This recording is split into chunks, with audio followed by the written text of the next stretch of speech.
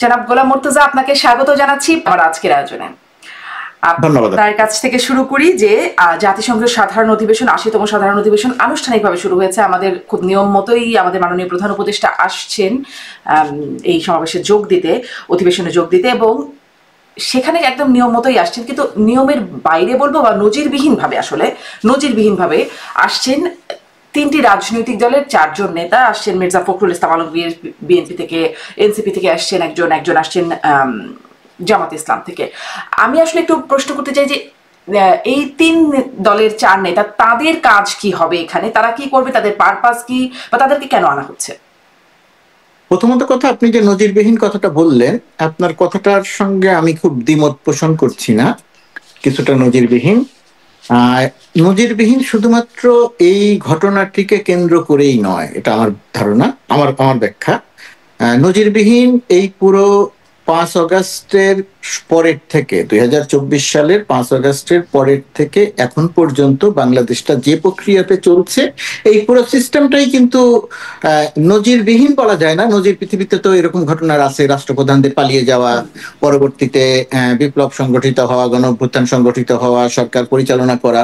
তো বাংলাদেশ ওই জায়গাটাতে অনেকগুলো ব্যতিক্রমী ঘটনার মধ্য দিয়ে দেশটা চলছে। তো সেরকম একটা জায়গাতে যিনি পরিচালনা করছেন, ডক্টর মোহাম্মদ ইউনূস, তিনি জাতিসংঘের সাধারণ অধিবেশনে আসছেন, এবং সেই সময়টিতে তিনি ৩টি রাজনৈতিক দলের ৪ জন নেতাকে সফর সঙ্গী করেছেন। এটাকে নানাভাবে ব্যাখ্যা বা বিশ্লেষণ করছেন, করার সুযোগ আছে। তারা যা করছেন, আমি তাদের কোনোটাকেই খুব খারাপ হিসেবে দেখছি না। কিন্তু এটাকে আমি আবার খুব নজিরবিহীন ওই পুরো ঘটনার সঙ্গে মিলিয়ে দেখে আমি যেটা বলছি সেটা যে এই সরকারের নিজস্ব কোনো রাজনৈতিক দল নেই, নিজস্ব কোনো রাজনৈতিক এজেন্ডা নেই। বাংলাদেশের মানুষের, অর্থাৎ গণঅভ্যুত্থানের মধ্য দিয়ে সংগঠিত যে এজেন্ডা, সংগঠিত যে ঘটনাক্রম, রাজনৈতিক দলগুলোর যে চাওয়া পাওয়ার ব্যাপারগুলো আছে, সেই কাজগুলোই সরকার করার চেষ্টা করছেন। কিছু করেছেন, কিছু করার চেষ্টা করছেন, কিছু হয়তো করার চেষ্টা করে পারেননি বা পারছেন না, সেগুলো নিয়ে আলোচনা হচ্ছে।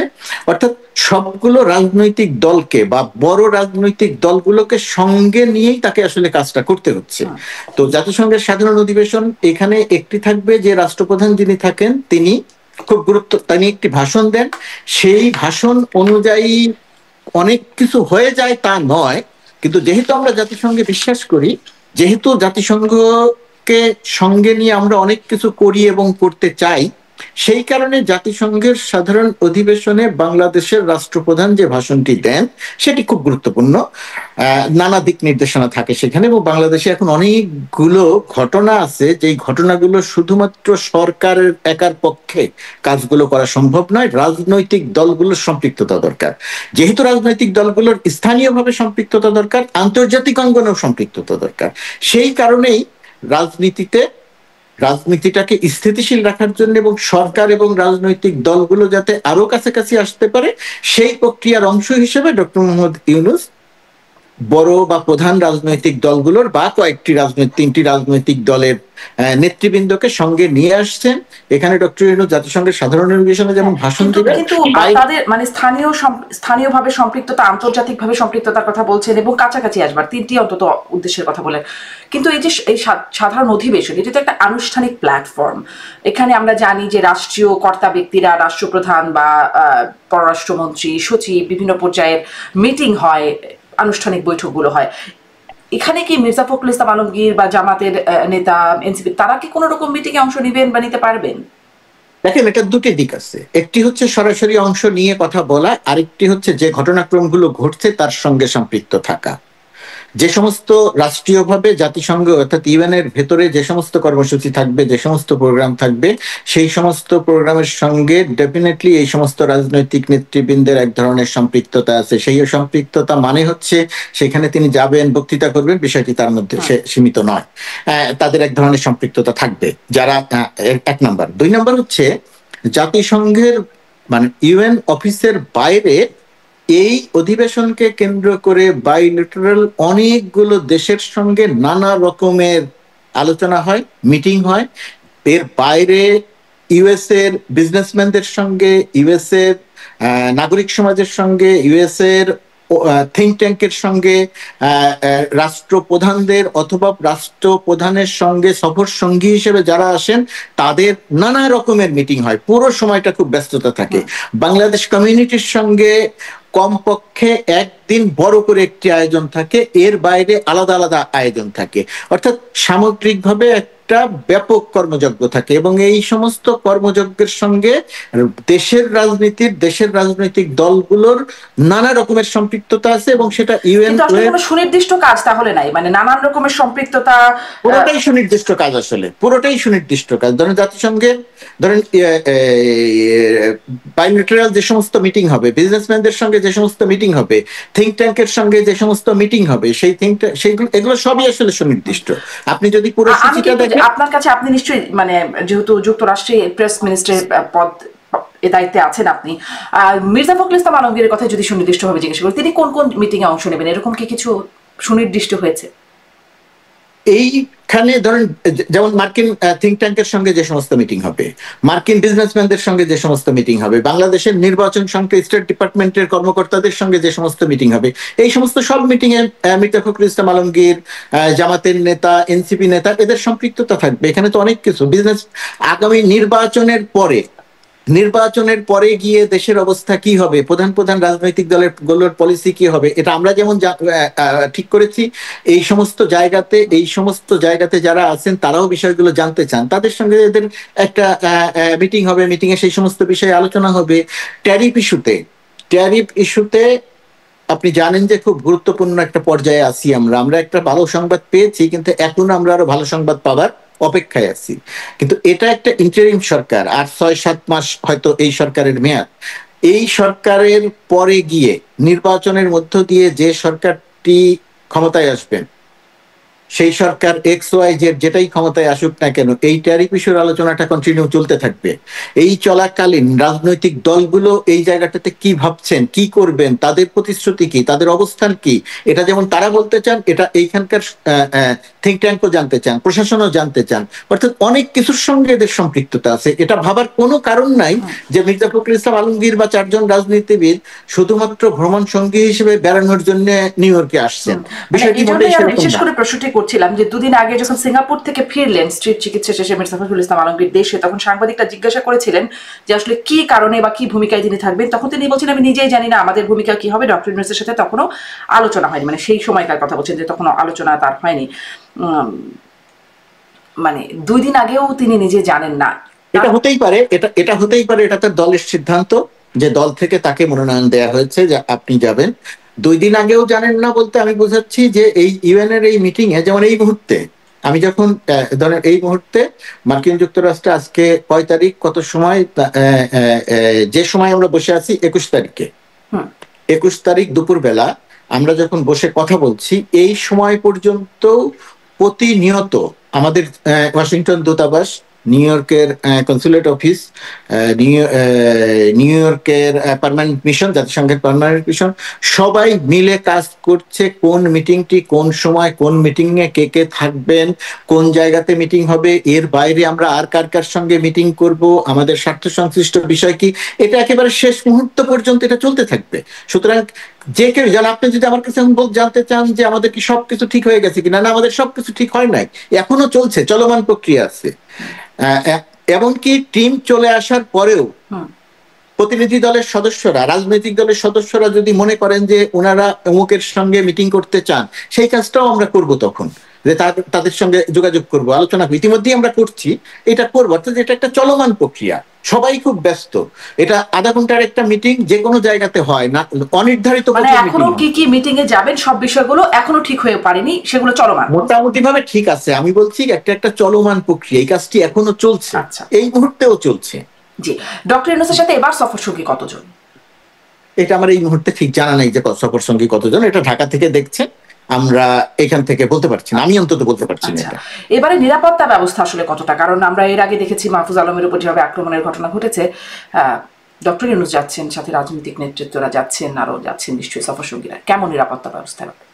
এখানে দুটি বিষয়। প্রথমত বিষয়, একটি দেশের রাষ্ট্রপ্রধান যখন আরেকটি দেশে যান, তখন সেই রাষ্ট্রপ্রধান বা রাষ্ট্রের গুরুত্বপূর্ণ ব্যক্তিদের নিরাপত্তা নিরাপত্তা দেওয়ার ব্যবস্থাটা সেই দেশের সরকার করে থাকেন।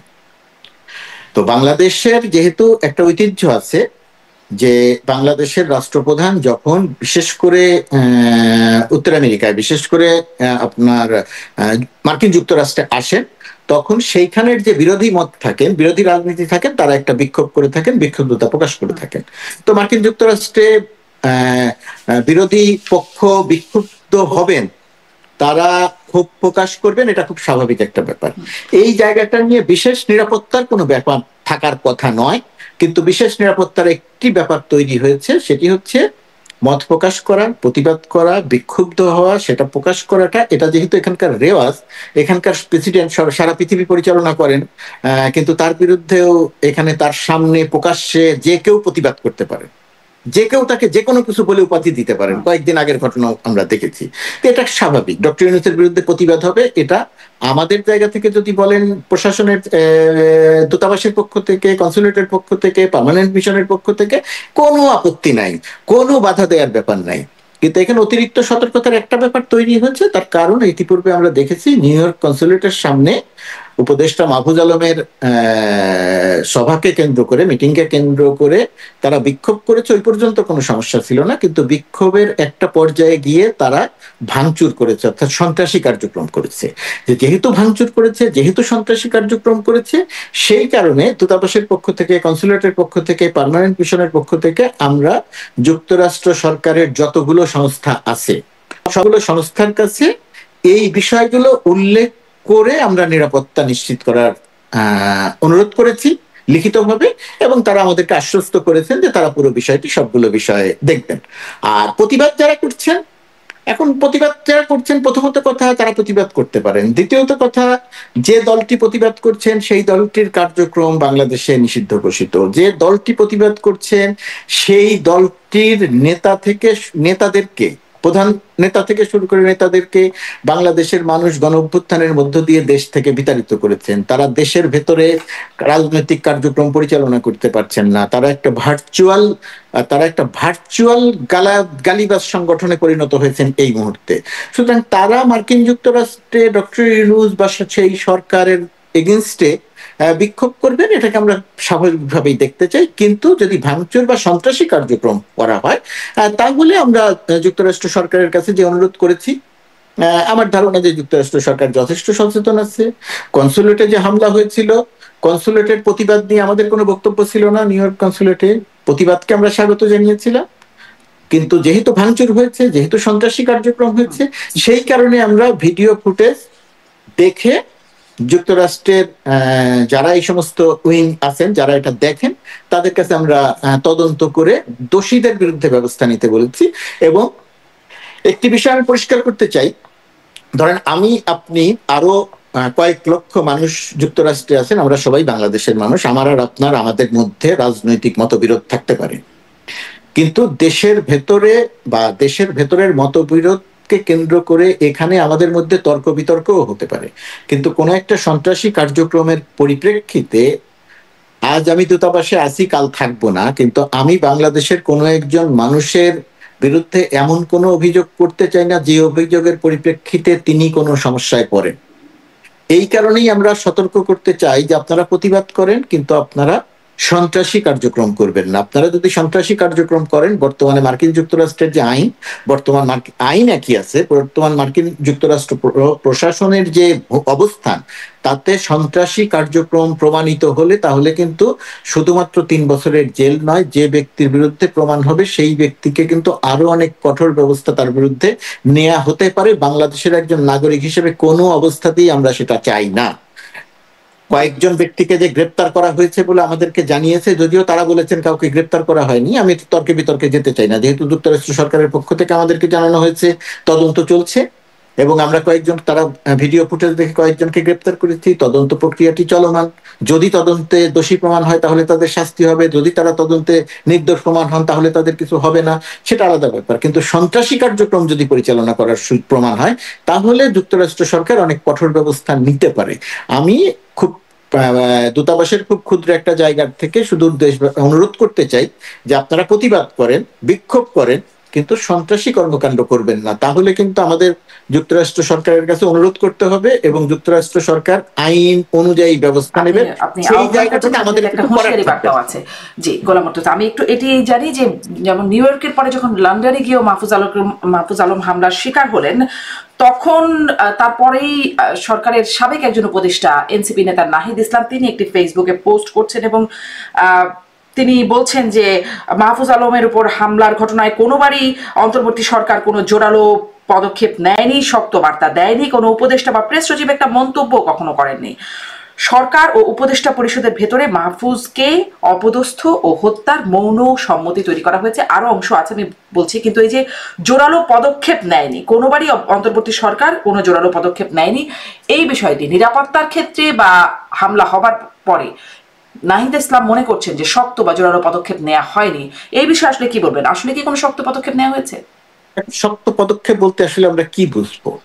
এখন মার্কিন যুক্তরাষ্ট্র বা ব্রিটেনের শক্ত পদক্ষেপ মানে কি? শক্ত পদক্ষেপ মানে হচ্ছে যেটুকু আমাদের পক্ষ থেকে করার থাকে।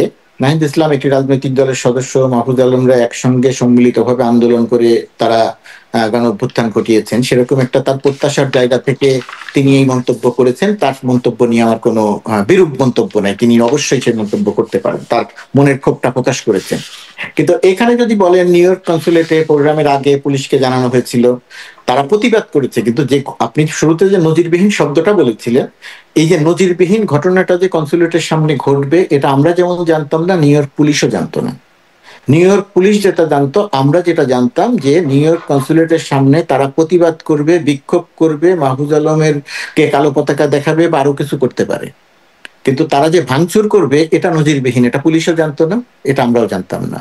এর আগে কখনো এরকম ঘটনা ঘটে নাই আমার জানা মতে যে কনসুলেটে হামলা করা হবে। এই হামলার ঘটনার পরিপ্রেক্ষিতে যতগুলো ব্যবস্থা নেওয়া দরকার বাংলাদেশের পক্ষ থেকে সব রকম ব্যবস্থা আমরা স্টেট ডিপার্টমেন্টের সঙ্গে আমরা লিখিতভাবে জানিয়েছি, দেখা করেছি, সিক্রেট সার্ভিসের সঙ্গে আমরা দেখা করেছি, লিখিতভাবে জানিয়েছি। কিন্তু এই নজিরবিহীন বিষয়ে আপনাদেরও কোনো ধারণা ছিল না বা কারোর ধারণা ছিল না? বাংলাদেশেও তো নজিরবিহীন অনেক ঘটনা ঘটছে, মানে ধরুন যেই বিষয়গুলো, যেমন এইবারে প্রেস সচিব, যদিও নাহিদ ইসলামের এই ফেসবুক পোস্টের পরে তিনি পোস্ট করছেন, তিনি লিখছেন যে মানে তিনি সরকারের পক্ষ থেকে নিন্দার বিষয়টি জানানো হচ্ছে, নিন্দা জানিয়ে বলা হচ্ছে গণতন্ত্রের যুক্তির জায়গায় আক্রমণ কিংবা বিতর্কের জায়গায় সন্ত্রাসের কোনো স্থান নেই। আমরা নিউ ইয়র্কের ঘটনার পরও বলেছি সহিংসতা কোনো প্রতিবাদ নয়, ভয় দেখানো মত প্রকাশের স্বাধীনতা নয়। সেই বক্তব্য লন্ডনের ক্ষেত্রে সমানভাবে প্রযোজ্য, কিন্তু বাংলাদেশের ক্ষেত্রে আবার প্রযোজ্য না। বাংলাদেশে আবার মত প্রকাশের ক্ষেত্রে সেখানে মবের হামলা হলে সেটা প্রেশার গ্রুপ হয়ে যায়। এই বার্তাগুলো তো নজিরবিহীন ভাবে, একদম নজিরবিহীন বাংলাদেশে হয়। বাংলাদেশের আসলে একটা সংস্কৃতি আছে, কিন্তু এই ঘটনাগুলো যখন ক্রমাগত ভাবে ঘটছে, বাংলাদেশে যখন তারা কথা বলার জায়গা পাচ্ছে না, তখন এরকম একটা আক্রমণের ঘটনা ঘটতে পারে বা তারাও তাদের সহিংস অবস্থান দেখাতে পারে। এটা কি আপনারা মানে ধারণা করতে পারেননি? না, এটা দুটি ঘটনাটাকে আমার মনে হয় একসঙ্গে মেলানো ঠিক হবে না। বাংলাদেশের ঘটনা একসঙ্গে আর এখানকার ঘটনা একসঙ্গে মেলানো ঠিক হবে না। বাংলাদেশের আইন শৃঙ্খলা পরিস্থিতি, বাংলাদেশের রাজনৈতিক পরিস্থিতি, বাংলাদেশের যে গণ অভ্যুত্থান, বাংলাদেশের যে বিপ্লব, বাংলাদেশের যে পুলিশ, সেনাবাহিনী, বিজিবি সম্মিলিতভাবে গুলি করে মানুষ হত্যা, এইরকম ঘটনা তো পৃথিবীর সব দেশে ঘটে না, মার্কিন যুক্তরাষ্ট্রেও ঘটে না, এখানেও ঘটে না।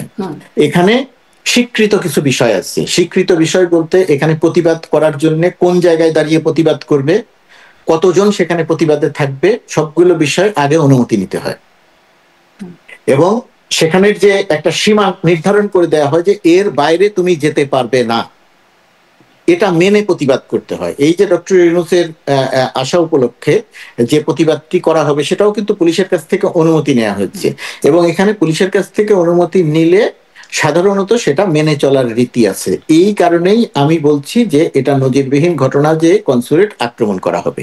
আর বাংলাদেশের কথা, এই কারণে এটা নজিরবিহীন ঘটনা, আগে কখনো এটা ঘটে নাই। শেখ হাসিনা যখন প্রধানমন্ত্রী ছিলেন, শেখ হাসিনা যখন এখানে আসতেন তখনও প্রতিবাদ হতো, আপনি জানেন খুব ভালো করে, প্রতিবাদ হতো।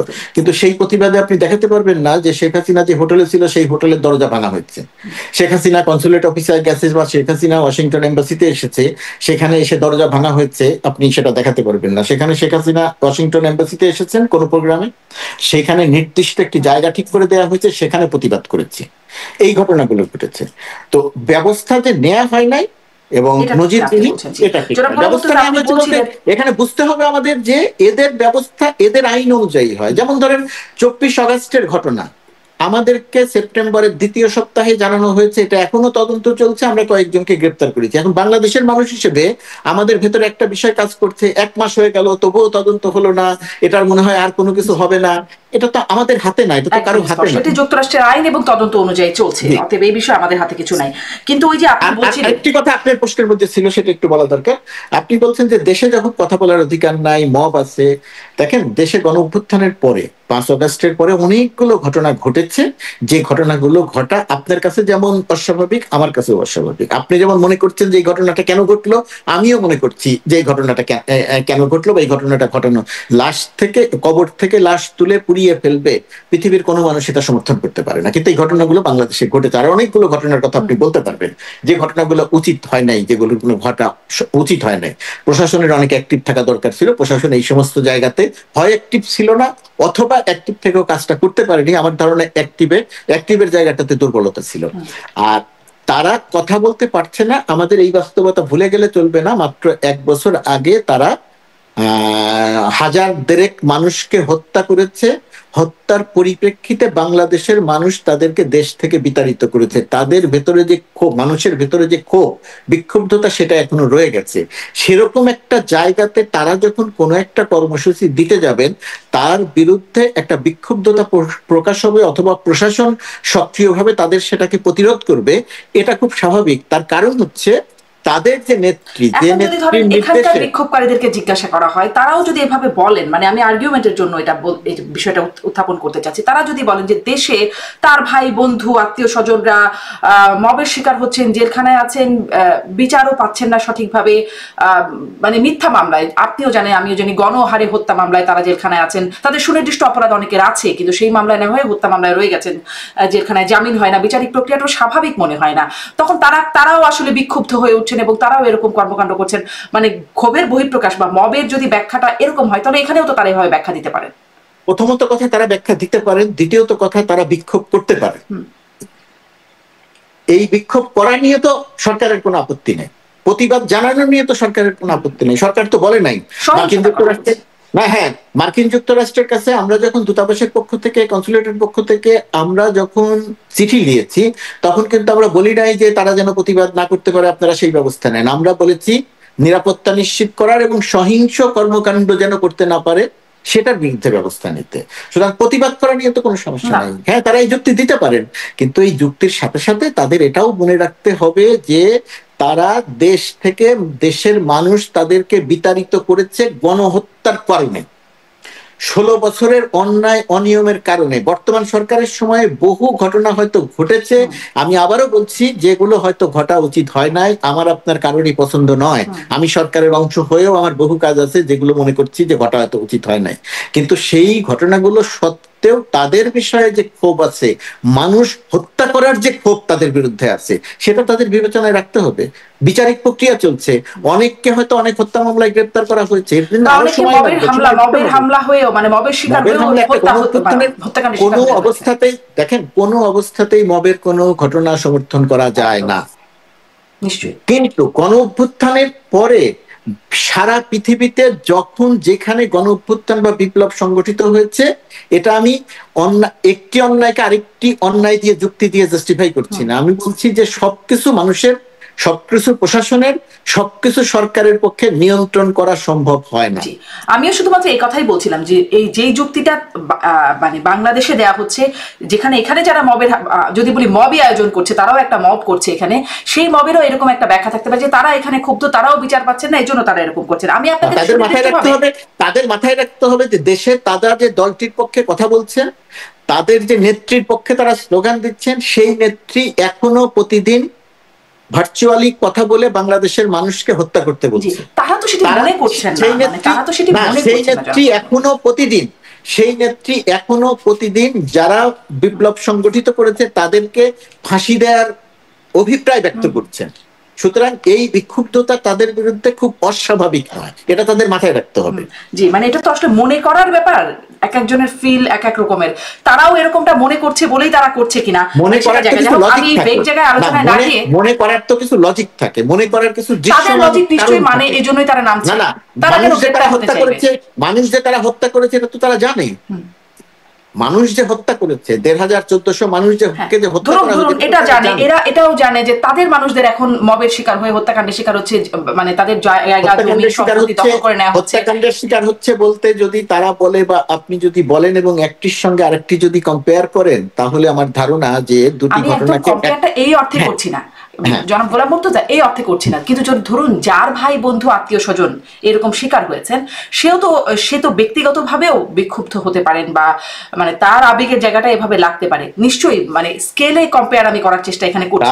তার লাগতে পারে, যার যার ব্যাপার তার, যিনি ভাই হারান তার যে বেদনা, তিনি যেভাবে বেদনাটা বুঝবেন, যেভাবে বেদনায় সিক্ত হবেন, আমি বা আপনি সেটা হব না।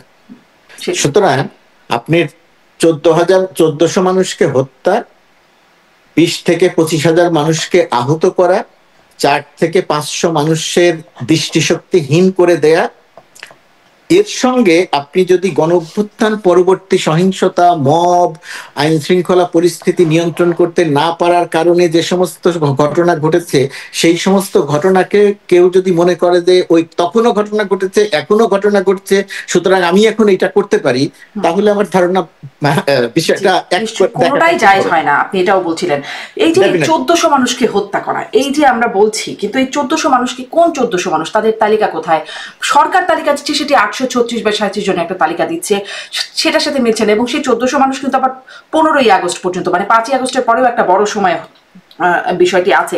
এই ৮৩৬ বা ৩৭ জনের মধ্যে অনেকে আবার দেখা যাচ্ছে অন্যান্য কারণে মারা গেছেন, অনেকে আবার মানে আসলে ঠিক মারাও যাননি। এই যে ব্যাপারগুলো ঘটছে, এ তো মানে খুব অল্প দিন আগের ঘটনা, তারপরেও এত প্রশ্নবোধক, এটা নিয়ে মানে মনে হয় না খুব অস্বস্তিকর বিষয়টা অস্বস্তিকর অবশ্যই। এটা যদি খুব সঠিকভাবে ১৪০০ মানুষের তালিকাটা এই সময় পর্যন্ত আমাদের সামনে থাকতো, তাহলে এটা খুব ভালো হতো এবং সেটা হওয়া দরকার ছিল, ১ নম্বর।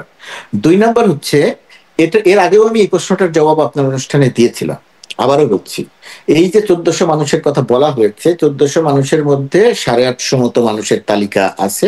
তার মধ্যে এখন পর্যন্ত ৫২টি নাম পাওয়া গেছে, যে ৫২টি নাম যারা গণঅভ্যুত্থানে নিহত হননি, তারা অন্যান্য কারণে বা অন্যান্য ঘটনার সঙ্গে সম্পৃক্ত হয়ে মারা গেছে। এটাও অস্বস্তিকর এবং এটাও ঘটা উচিত হয় নাই, কিন্তু এটা ঘটেছে। এর সঙ্গে যেহেতু একটা আর্থিক কিছু সুবিধা পাওয়ার ব্যাপার ছিল, এই জায়গাটা ঘটেছে, এটা তদন্ত করে এর বিরুদ্ধে নেওয়া হচ্ছে।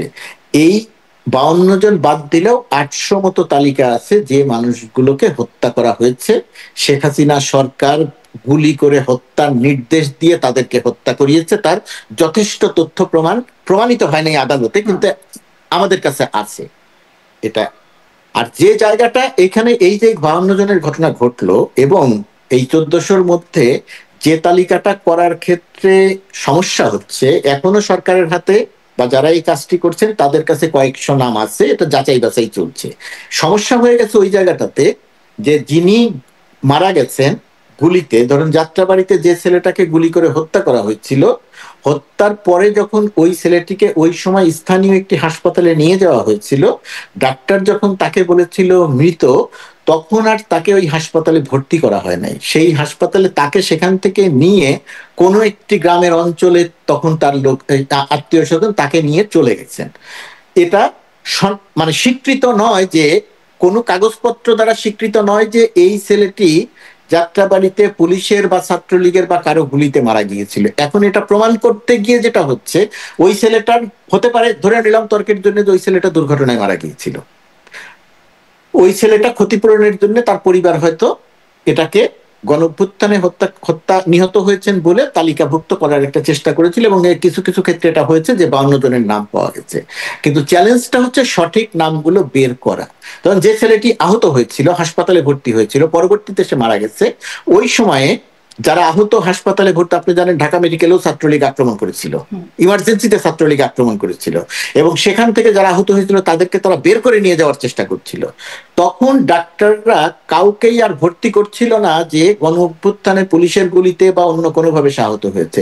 তাকে দেখানো হচ্ছিল যে সে সড়ক দুর্ঘটনায় বাস থেকে পড়ে গেছে, রিক্সার চাকায় পড়ে গেছে, টেম্পোর নিচে পড়ে আহত হয়েছে, এইটা দেখানো হচ্ছিল। এখন ডাক্তারের খাতায় রয়ে গেছে যে সে দুর্ঘটনায় আহত হয়েছিল, তার পরবর্তীতে সে মারা গেছে, আর বাস্তবে সে মারা গেছে পুলিশের গুলিতে। এই যে একটা সাংঘর্ষিক অবস্থা তৈরি হয়েছে, জটিলতা তৈরি হচ্ছে, এগুলো মানে ডাক্তারের খাতা, আমি দেখেন এটা অনেক বড় ব্যাপার, ছোট ব্যাপার মনে হতে পারে, কিন্তু সামগ্রিকভাবে সরকারি কাগজপত্রের জন্য এটা অনেক বড় ঘটনা। ঢাকা মেডিকেলের ডাক্তারের খাতায় যেটা লেখা হচ্ছে যে সে বাসের দুর্ঘটনায় আহত হয়েছেন, এসে হাসপাতালে ভর্তি হয়েছেন, এখন সেইটাকে গণ অভ্যুত্থানে নিহত হয়েছেন, গুলিতে নিহত হয়েছেন, সেটা প্রমাণ করার জন্য অত্যন্ত জটিল একটি প্রক্রিয়া। এই সমস্ত জটিল প্রক্রিয়ার কারণে, সঠিক তালিকা করতে চাওয়ার কারণে একটা হিমশিম খেতে হচ্ছে এই তালিকাটি করার ক্ষেত্রে। 1400-1400-র বেশি নাম আছে যারা গুলিতে নিহত হয়েছেন, কিন্তু সঠিকভাবে প্রমাণ করে লেখার জন্য যে চ্যালেঞ্জটা মোকাবেলা করতে হচ্ছে, এর জন্য সময় লাগছে। আমি জানি না এটা কতদিন লাগবে, আমিও প্রত্যাশা করি অতি দ্রুত এই তালিকাটা। এবং এটিও কি পাওয়া যাবে যে 5ই আগস্টের আগে বা 5ই আগস্ট পর্যন্ত কত, আর 5ই আগস্ট থেকে 15ই আগস্ট পর্যন্ত সেই সংখ্যা পাওয়া যাবে? ডেফিনেটলি পাওয়া যাবে এবং এটা সুনির্দিষ্ট করে উল্লেখ করা হবে কোন ঘটনার পরিপ্রেক্ষিতে মারা গেছে, কতজন পুলিশ মারা গেছে, পুলিশের পক্ষ থেকে সুনির্দিষ্ট করে দেয়া হয়েছে, তালিকা দেয়া হয়েছে। এখন 3000 বললে সেই 3000-এর কোনো তালিকা নাই, 42 জন 43 জনের তালিকা আছে। সুতরাং সব কয়টি ঘটনা খুব পরিষ্কার করে বলা হবে। সময় লাগবে, এটা কম সময়ে হলে ভালো হতো, কিন্তু সেটা হচ্ছে না। জি, সময় লাগবে, সেটি আসলে মানে সময়ের আগে অনেক কনফিউশন তৈরি হয়ে যাচ্ছে বলে নানান সমালোচনার মুখেও পড়ছে। আবারও মাহফুজ আলমের প্রসঙ্গটাই আসি, যেটি নাহিদ ইসলাম তার ফেসবুক পোস্টে লিখছেন, ওই প্রসঙ্গটা যে এই সরকারের উপদেষ্টা মাহফুজ আলমকে অপদস্থ এবং হত্যার মৌন সম্মতি তৈরি হয়েছে এই সরকারের উপদেষ্টাদের মধ্যেও, সেটি হয়েছে এরকমটা তিনি বলছেন। এবং সাথে সাথে এটিও বলছেন এই সরকার ও উপদেষ্টারা মাহফুজদের যথেষ্ট ব্যবহার করে এখন মৃত্যুর মুখে ঠেলে দিচ্ছে, আমরা এগুলো মনে রাখছি, রাজনৈতিকভাবে এর জবাব দেওয়া হবে। মানে একজন সাবেক উপদেষ্টা বর্তমান উপদেষ্টা সম্পর্কে তাকে এভাবে হত্যাযজ্ঞ করে ফেলা হচ্ছে এবং মৌন সম্মতি তৈরি করা আছে উপদেষ্টাদের মধ্যে, এমনটি বলছেন। আপনি সরকারের বাইরে থেকেও দেখেছেন, সাংবাদিক হিসেবে দেখেছেন, গণহত্যার পক্ষের শক্তি হিসেবে দেখেছেন, ভেতর থেকেও দেখছেন। মাহফুজ আলমদের সাথে আপনার ব্যক্তিগতভাবেও যোগাযোগ আছে, গ্রেট ফলসে গিয়েও ছিল, একটা ছবি দেখলাম ফেসবুকে। মানে আপনি আসলে ভেতর এবং বাহির থেকে বিষয়টা কিভাবে পর্যালোচনা করেন? আসলেই কি মানে নাহিদ ইসলামের বক্তব্যের সত্যতা কতটা? দেখেন, গণ অভ্যুত্থান বা বিপ্লবের পরিপ্রেক্ষিতে একটা বিশাল প্রত্যাশা তৈরি হয়েছিল, সবসময় এই প্রত্যাশাটা তৈরি হয়। সেই প্রত্যাশা অনুযায়ী সবগুলো রাজনৈতিক দলকে সঙ্গে নিয়ে যখন সরকার একটি কাজ করতে চাইছে, তখন সেই বহু জায়গাতে একমত হওয়া যাচ্ছে না। সংস্কার বলেন আর যাই বলেন, একমত হওয়া যাচ্ছে না। কিছু জায়গায় যাচ্ছে, কিছু জায়গায় যাচ্ছে না। সেই হিসেবে গণ অভ্যুত্থানের একেবারে সামনের সারির নেতা হিসেবে মাহফুজ আলমদের অনেক বিক্ষুব্ধতা থাকতে পারে, অনেক অসন্তোষ থাকতে পারে, এবং সেটা আছে, তার একটা প্রকাশ আমরা মাহফুজ আলমের এই ঘটনার মধ্যে দিয়ে দেখি, এবং এটা খুব অস্বাভাবিক ব্যাপার নয়, 1 নম্বর। 2 নম্বর হচ্ছে, হত্যার মৌন সম্মতি আছে, এইটার সঙ্গে আমি একমত নই, যদিও রাজনৈতিক জায়গা থেকে তিনি বলতে পারেন, সেটা তার বক্তব্য, আমি এর বক্তব্যের আর বাইরে যাব না। আর মাহফুজ আলমকে ধরেন হেনস্থা করা হয়েছে, নাজেহাল করা হয়েছে, সরকার ব্যবস্থা নেয়নি, এই জায়গাটা আমি আরেকটু পরিষ্কার করে বলি। যেমন নিউ ইয়র্ক কনসুলেটের কথা যদি আমি বলি, নিউ ইয়র্ক কনসুলেটে যে প্রোগ্রামটি ছিল, সেই প্রোগ্রামটি মাহফুজ আলম নিউ ইয়র্ক কনসুলেটে খুব স্বাভাবিক প্রক্রিয়াতে গাড়ি নিয়ে কনসুলেটে ঢুকেছে। সেই গাড়িতে আমি নিজে ছিলাম, প্রোগ্রাম করেছি আমরা। প্রোগ্রাম শেষ হয়েছে রাত 11টা, সোয়া 11টার সময় আমরা যখন বের হতে যাব, তখন দেখলাম যে কিছু লোকজন 3-4টা গাড়ির ভেতরে এখনো বসে আছে। আমরা ধারণা করলাম যে আমাদের গাড়ি, অর্থাৎ মাহফুজ আলমের গাড়ি যখন বের হবে, তখন তারা গাড়িতে আক্রমণ করতে পারে। তখন আমরা সেখানে বসে আবারও পুলিশকে বললাম যে এরকম কনসুলেটের সামনে এইরকম অবস্থা আছে। আমরা বলার 10-15 মিনিটের মধ্যে পুলিশ আসলো, এবং পুলিশ এসে বলল যে ঠিক আছে, পরিস্থিতি আমাদের নিয়ন্ত্রণে আছে, পরিস্থিতি আমাদের কন্ট্রোলে আছে, আপনারা এখন বের হন। কিভাবে বের হবে? আমরা যে পথ দিয়ে বের হয়েছিলাম ঠিক একই পথ দিয়ে গাড়ি নিয়ে বের হয়ে গেলাম, সেখানে পুলিশের গাড়ি দাঁড়ানো ছিল। এই যে নাজেহালের যে চেষ্টার কথা আপনি বলছেন, একটি ভিডিও দেখবেন আপনি, সেখানে দেখানো হচ্ছে এই ধর ধর ধর। বিষয়টি এরকম যে মাহফুজ আলম সামনে আছে, তারা দৌড়ে মাহফুজ আলমকে ধরতে যাচ্ছে। বিষয়টি কিন্তু মোটেই তা নয়। তারা এটা পরিকল্পিতভাবে স্ক্রিপ্ট তৈরি করে সেটা ছেড়ে। আপনি একটা কালো গাড়ি দেখবেন, গাড়ি তল্লাশি করা হচ্ছে কনসুলেটের সামনে। ওই গাড়িটি নিউ ইয়র্ক ওয়াশিংটন দূতাবাসের, ওই গাড়িতে কেউ ছিল না। ওই গাড়ির পেছনে যে পানির কেস থাকে না, 40 বোতলের একটা পানির কেস ছিল, ওই পানির কেসটা ছিল। যারা ওই গাড়ি তল্লাশি করেছে দুষ্কৃতিকারীরা, আওয়ামী লীগের লোকজনকে, আমি সেটা বলতে চাই না, তারা ওই পানির বোতলগুলো নিয়ে গেছে। সেখানে মাহফুজ আলম ছিল না। যদি আপনি অর্থাৎ ব্যবস্থা নেওয়া হয় নাই, তারা তো মাহফুজ আলমের কাছাকাছিও আসতে পারে নাই। তো ব্যবস্থা না নেওয়া হলে মাহফুজ আলমের কাছাকাছি তারা আসতে পারলো না কেন? আপনি যদি লন্ডনের কথা বলেন, লন্ডনে আপনি দেখবেন কোথাও কোনো ছবিতে কিন্তু মাহফুজ আলম নাই, কোথাও কোনো ছবিতে মাহফুজ আলম নাই। সব কয়টি জায়গাতে কিন্তু গাড়ি, খালি গাড়ির উপরে খালি গাড়ির উপরে ডিম নিক্ষেপ করা হচ্ছে। সুতরাং ব্যবস্থা নেওয়া হয়নি, এটা তো সত্যি না।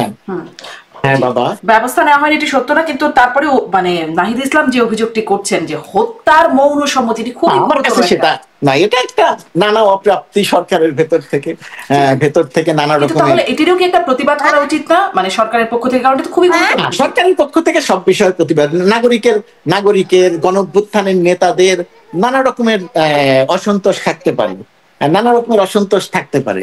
আমার ছেলে চলে এসেছে, আমি জানি, আজকে বুঝতে পারছি যে উইকেন্ড, ওর নিশ্চয়ই স্কুল নেই, এজন্য আমি দোতলায় চলে এসেছিলাম, ও আর অনেকক্ষণ না থাকতে পারে চলে এসেছে। আচ্ছা আচ্ছা, থাকুক, সেও আমাদের সাথে তাহলে সেই টক শোতে অংশগ্রহণ করুক। আমি এই মানে এটি একটা খুবই, আপনি মনে করছেন এখানে নিন্দা বা প্রতিবাদের কিছু নাই? না, এটা তাদের গণঅভ্যুত্থানের শক্তি হিসেবে তারা তাদের একটা মতামত বা প্রত্যাশার জায়গা থেকে সেটা প্রকাশ করেছেন। তারা হয়তো আরো বড় করে কোনো কিছু দেখতে চাইছিলেন, সেটা হয়তো দেখতে পারেন নাই। এটাকে আমি সম্মান জানাই, কিন্তু এটা প্রতিবাদ করার কোনো কারণ নেই। এটা তো খুবই গুরুতর অভিযোগ না, হত্যার মৌন সম্মতি তৈরি হয়েছে উপদেষ্টাদের মধ্যে। এটা ধরো রাজনৈতিক ভাবে আমরা অনেক কথা বলি, যেটা হয়তো সরাসরি ভাবে সেটা মিন করা হয় না। আমার ধারণা নাহিদ ইসলামের এই বক্তব্যটাও সেই রকমই হবে, তিনি প্রত্যাশার জায়গা থেকে কথা বলেছেন। আচ্ছা আচ্ছা, আপনি একটু ওই যে সেখানকার গণতান্ত্রিক প্রক্রিয়ার কথা বলছিলেন, মানে যুক্তরাষ্ট্রের গণতান্ত্রিক প্রক্রিয়া, সেখানে কি ব্যবস্থা নেওয়া হচ্ছে, এই বিষয়গুলোর কথা বলছিলেন, যেখানে সবকিছু যেমন বিক্ষোভও করতে হয় তখন অনুমতি নিয়ে করতে হয়। আমি একটু সম্প্রতি বাংলাদেশে একটা ঘটনা, আমি আবার এই মাহফুজ আলমের ঘটনার প্রেক্ষিতে আবার একটু আসবো, কিন্তু ওইখানে একটু যেতে চাই যে বাংলাদেশে যেমন মঞ্চ ৭১ তারা পুলিশের ডিএমপির অনুমতি নিয়ে ঢাকা রিপোর্টার্সের বিরুদ্ধে তারা সমাবেশ, একটা আলোচনা সভা করতে গিয়েছিল, অনুমতি নিয়ে গিয়েছিল, এবং সেখানে তারা কি একটা মবের শিকার হলো কথা বলতে শুরু করার মাত্রই। তারপরে পুলিশ তাদের নিরাপত্তার জন্য নিয়ে গিয়ে পরে সন্ত্রাস বিরোধী আইনে তাদের বিরুদ্ধে মামলা দেওয়া হলো, যারা আসলে সেখানে ছিলেন। আপনি জানেন মঞ্জুরুল আলম পান্না ছিলেন, হাফিজুল মানে কার্জন স্যার ছিলেন, আমাদের শ্রদ্ধেয় আইনের শিক্ষক, তিনি ছিলেন, আরো অনেকেই ছিলেন। 16 জন তারা গ্রেপ্তার হয়ে আছেন সন্ত্রাস বিরোধী আইনে গ্রেপ্তার হয়ে। এটি আসলে কি এমন হলো, মানে তারাও তো অনুমতি নিয়ে গিয়েছিলেন, তারাও কথা বলা শুরু করার আগেই তাদেরকে ধরে নিয়ে যাওয়া হয়েছে। এবং আমার অনুষ্ঠানে সেদিন মাসুদ কামাল বলছিলেন যে এফআইআরে লতিফ সিদ্দিকের যে বক্তব্য রাখা হয়েছে যে তিনি এটি বলেছেন, তিনি আসলে মাইকটি হাতে এনেননি কথা বলবার জন্য, কিন্তু এফআইআরে তিনি কি বলতে পারতেন হয়তো সেটিও লেখা হয়ে গেছে। মানে এই বিষয়গুলো আপনি মত প্রকাশের পক্ষে সবসময় কথা বলেছেন, সাংবাদিক, আপনি নিজেও একজন দায়িত্ব পালন করেছেন, হয়তো আবার করবেন। আপনি এটি আসলে কিভাবে দেখেন এই ঘটনাটি? প্রথমত কথা, মানুষকে কথা বলতে দিতে হবে, মানুষের কথা বলার অধিকার থাকতে হবে, মানুষকে কথা বলতে দিতে হবে, মানুষের কথা বলার অধিকার থাকতে হবে।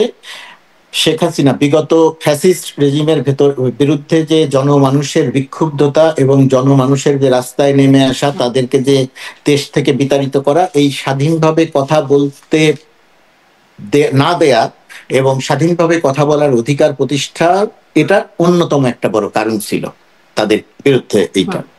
তো এখনকার সরকারের সময়ে মত প্রকাশের স্বাধীনতাটা অবশ্যই থাকতেই হবে, এটা নিয়ে কোনো রকম কোনো প্রশ্ন থাকতে পারে না। পুলিশের অনুমতি নিয়ে হোক, সব সময় সব প্রোগ্রাম পুলিশের অনুমতি নিয়ে করতে হবে।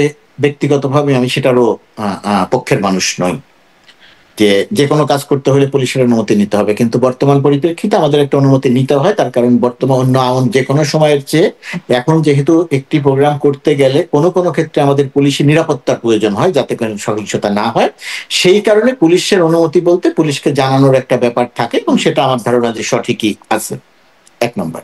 2 নম্বর হচ্ছে মত প্রকাশের স্বাধীনতার জায়গায় আমি একটি বিষয় লক্ষ্য করছি, আপনি যাদের নাম উল্লেখ করে বলেছেন তারা আমাদেরই সহকর্মী, আমাদেরই পরিচিত জন, তাদের অনেকের মতের সঙ্গে আমার কোনো ক্ষেত্রে মতের হয়তো অমিল আছে, কিন্তু আমি চাই না যে তারা মত প্রকাশ না করুক।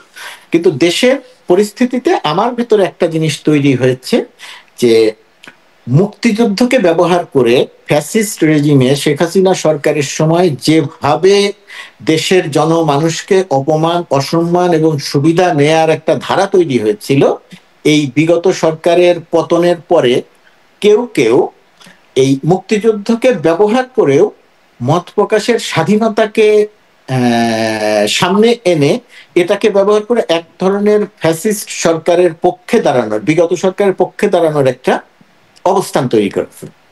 যেমন আমি হচ্ছে সেই মানুষ, যে মানুষটি, দুঃখিত, কেউ যদি মিথ্যে বলেন, আমি আবারও বলছি, কেউ যদি মিথ্যা বলেন, আমি সেই মানসিকতায় বিশ্বাস করি যে ওই মিথ্যাটাও তার বলার অধিকার থাকা উচিত। আপনার বিরুদ্ধে কেউ একটা মিথ্যা বলবেন, তথ্য দিবেন, আমি মনে করি সেই কথাটাও তার বলার অধিকার থাকা উচিত। এইখানে যেটা দরকার সেটা হলো সরকারের অংশ হিসেবে আমাদের অথবা সরকারের কার্যক্রমকে যারা সমর্থন করেন তাদের যেটা দরকার সেটা যে এটা বলা যে যিনি মিথ্যা তথ্যটা দিলেন সেই তথ্যটা যে মিথ্যা সেটাও পরিষ্কার করে বলে দেওয়া উচিত যে সেই তথ্যটা অসত্য। কিন্তু মিথ্যা তথ্য বলতে পারেন, কিন্তু দেশের বিরুদ্ধে প্রোপাগান্ডা চালানোর, প্রোপাগান্ডা বলতে আমি বলছি যে দেশের ভেতরে প্রোপাগান্ডা চালিয়ে এক ধরনের বিশৃঙ্খলা তৈরির মোটিভ নিয়ে কেউ যদি কাজ করে, তাহলে আমার ধারণা যে সেই জায়গাটাতে সরকারের কিছু করার আছে, অন্তত তাদেরকে বিরত রাখার। যেমন ধরেন একজন সাংবাদিকের কথা যদি বলেন, আমি সরকারের সমালোচনা করতে পারি, আমি যখন সাংবাদিক, আপনি যখন সাংবাদিক, সরকারের সমালোচনা করতে পারেন। কিন্তু আমরা দেখলাম যে ওই মুক্তিযুদ্ধের ওই প্রোগ্রামটিতে যারা ছিলেন তার 15-20 মাস আগে থেকে সাংবাদিকদের দেখলাম, কোনো সাংবাদিকের দেখলাম, কোনো বিশ্ববিদ্যালয়ের প্রফেসরের দেখলাম যে ভারতে সর্বদলীয় মিটিং হয়েছে, শেখ হাসিনাকে পুনরায় বাংলাদেশে ফিরিয়ে দেওয়া হচ্ছে এবং এটা ডক্টর ইউনূস সরকার পালাবে ইত্যাদি ইত্যাদি বিষয় প্রচার করছেন। ওই যে আমি বললাম মিথ্যাটা বলতে পারেন তিনি, কিন্তু দেশের বিরুদ্ধে প্রোপাগান্ডা কি চালাতে পারেন? এই সরকার পালানোর পর কিন্তু আমি যদি এই ঘটনার কথা বলি, তারা আসলে ওখানে কি এমন প্রোপাগান্ডা চালান? তারা যেমন লতিফ সিদ্দিকী মাইক হাতেই নেন নাই, যেটি মাসুদ কামাল বলছিলেন আমার অনুষ্ঠানে, মাইক হাতেই নেন নাই, কিন্তু তিনি কি বলেছেন সেটা লেখা হয়েছে। একটি হচ্ছে চালান নাই, আরেকটি হচ্ছে চালাতে পারতেন। আমি তো শুরুতে বলেছি যে মত প্রকাশের স্বাধীনতা থাকতে হবে, কিন্তু যারা সরকারের ভূমিকা কিভাবে দেখলেন, মানে আইন শৃঙ্খলা বাহিনীর ভূমিকা যদি বলি? না, আইন শৃঙ্খলার ভূমিকা আমি সেটা বলছি যে সরকারের ভূমিকা, কেউ যদি কথা বলতে চান তাহলে তাকে কথা বলতে দিতে হবে, সেটা মঞ্চ 71 হোক আর যেই হোক।